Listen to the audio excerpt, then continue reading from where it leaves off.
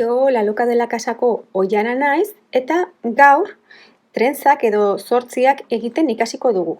Bat, 2 puntu altu erabiliz eta bestea 4 puntu altu erabiliz. Trentza hauek egiteko lehenengo gauza, 2 lerro egin ditut puntu altuekin, dena puntu altuekin landuko dugu, bakarrik batzuetan puntu altua aurretik edo atzetik hartuko dugula. Bai, hemen egin ditut 2 lerro, 11 puntu altuekin, baina muestra bezala egiteko eta orain alde honetan hasteko puntu altu 2 egingo ditut ertzean, arruntak, eta orain egingo dugu puntu altu 2rekin trentza edo zortzia modukoa, edo gurutzea azaltzen duena. Orduan, aria hartuko dugu eta lehenengoa saltatuko dugu edo lehenengoa ez dugu landuko, bigarrena baizik. Eta hemendik sartu beharrean retik hartuko dugu puntua. Honek esan nahi du puntua kakorratzaren aurrean egongo dela. Hemendik hartuko dugu aria eta hemen puntu altu bat egingo dugu.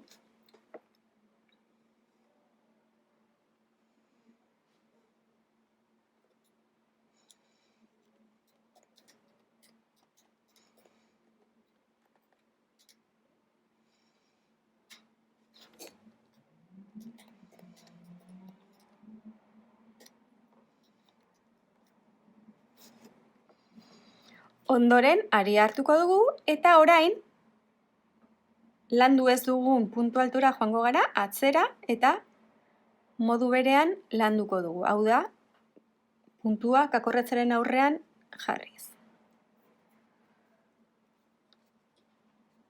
Orain, puntu altu bat egingo dugu banaketa modura. Orain, puntu altu bat egingo du banaketa modura,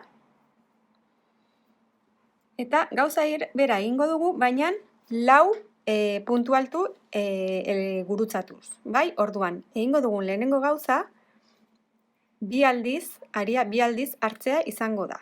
Lehenengo 2 puntu altuak pasa egingo ditugu, eta hurrengo bietara joango gara. Lehenengoan modu berean hartuko dugu, puntua kakorratzaren aurretik jarriz, eta orain puntu altu bikoitz hau egingo dugu. 1 eta 2 berriro errepikatuko dugu eta hurrengoan gauza bera egingo dugu. Horrela. Orain berriro ere 2 aldiz hartuko dugu aria eta orain atzera joango gara. Eta 2 puntu hauetatik lehenengoa hartuko dugu modu berean. Puntua kakorratzaren aurretik jarriz. Primeran. Berriro ere 2 aldiz eta bestea hartuko dugu.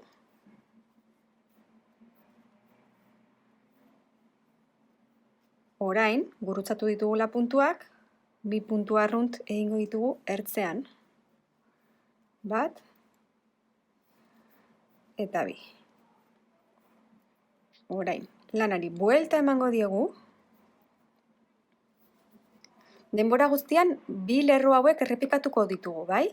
Hau lehenengoa eta orain bigarrena. Lehenengo 2 puntu arruntak ertzean eta 2 puntu altuak, bale? Denak puntu altuak izango dira. Aria hartuko dut eta orain atzetik hartuko ditut puntuak eta hauek bai ordenean, bai? Gurutzatu gabe. 1,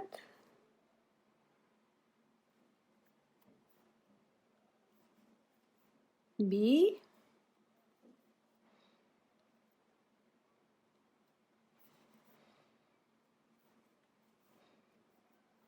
3,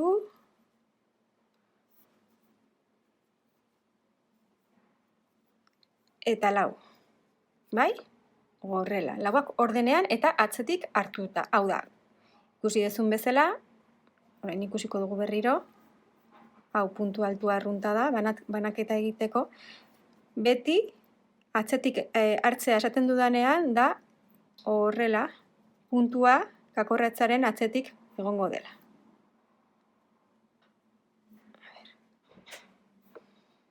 aria hartu, eta hemen puntu altu arrunta. Berriro ere aria hartu,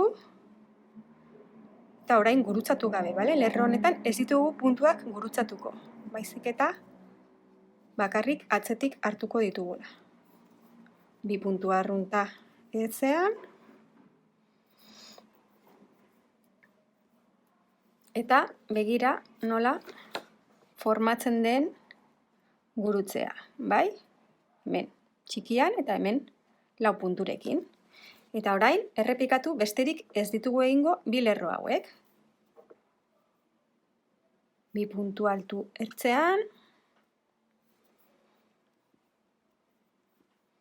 eta orain, gogoratu. Puntu altu arrunta, lehenengoan salto egingo dugu eta bigarren hartuko dugu puntuak akorratzaren aurretik jarriz. Orain berriro ere aria hartu, atzera egingo dugu eta utzi dugun puntua egingo dugu puntuak akorratzaren gainean jarriz. Bai? Begira nola gurutzatzen diren puntuak. Orain puntu arrunt bat banaketa moduan, eta orain 2 aldiz hartuko dugu aria, lehenengo 2 puntuetan salto egingo dugu, eta 3. hartu egingo dugu akorratza, eta puntu altu bikoitza egin. Errepikatuko dugu gauza bera hurrengoarekin.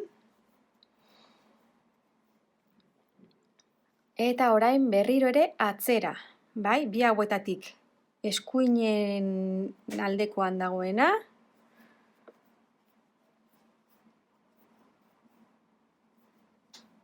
puntu altu bikoitza, eta orain ondoan dagoena hartuko dugu puntuak akorratzaren aurretik hartuz. Eta berriro ere gurutzea sortu da. Orain 2 puntu altu ertzean,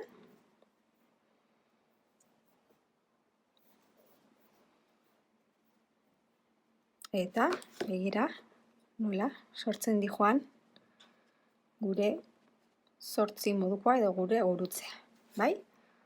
Orain, buelta emango diegu eta berriro ere errepikatuko dugu bigarren lerroa, 2 puntu altu arrunt. Ertzean,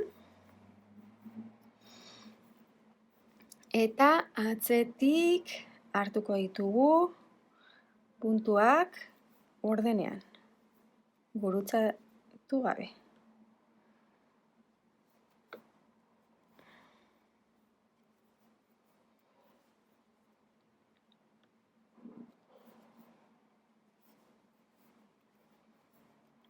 Horrela, 4.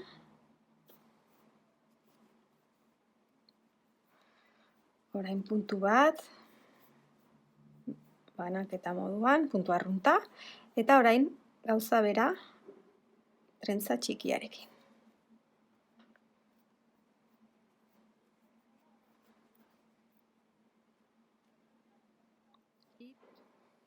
Oso, 2 puntu altu ertzean, eta listo. Hementxe.